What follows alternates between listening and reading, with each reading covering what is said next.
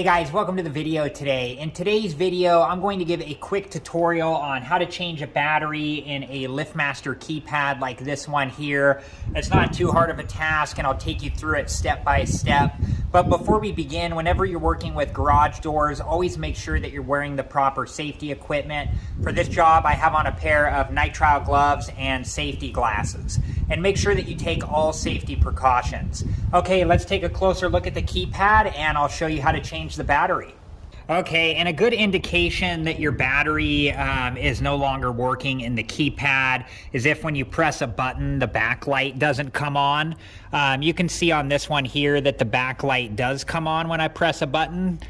So most likely this battery is okay, but there's still a chance, even if the light does come on, that the battery is weak and does need to be replaced. So the first thing that we need to do is to just put a little bit of pressure on the battery door here and then push down and the battery door will come off like so.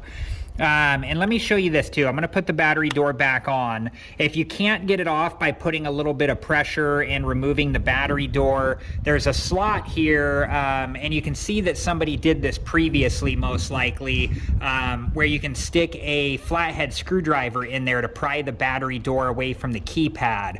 And you can see that when they did this, they damaged the plastic on the keypad. So if you do have to use a flathead screwdriver to pry the battery door away from the keypad, just make sure that you're gentle so you don't damage the plastic. Anytime that you're using metal on plastic, you just have, you know, a high chance of damaging the plastic. So I'll do this again, just a little bit of pressure on the battery door and then push down and the battery door will come off like so. And then you can see that this is a 9-volt battery. So we'll just take the 9-volt battery out and it has the connector piece on top here. So we're just going to disconnect that like so. There we go.